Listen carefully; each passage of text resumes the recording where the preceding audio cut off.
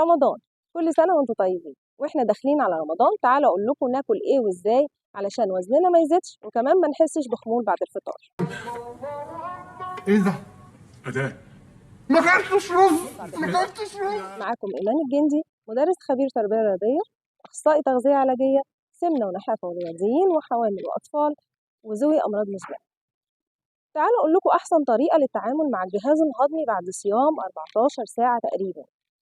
بعد 14 ساعة صيام ما ينفعش ادخله الاكل كده مرة واحدة، هيتصدم. يا عيني ده اتصدم. نعمل ايه؟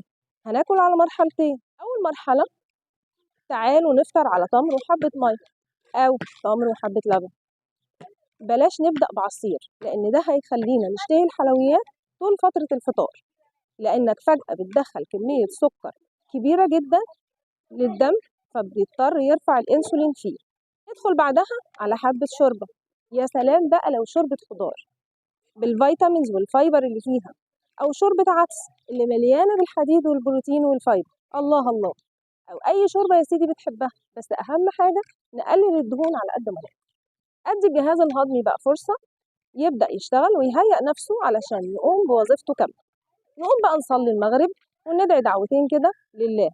خلصنا، يلا بقى بينا ندخل على باقي الأكل. بالطريقة دي أوعدك إن كمية الأكل اللي هناكلها هتبقى مناسبة لجسمنا ومش هنزيد في الوزن. أهم حاجة التنوع في الأكل عشان نستفيد بكل الفيتامينز والمينرالز والبروتين والكربوهيدرات اللي جسمنا محتاجها. وبألف هنا وشفا، وربنا يتقبل منا ومنكم. استنوني في الفيديو اللي جاي هقول لكم ازاي نتغلب على العطش في نهار رمضان.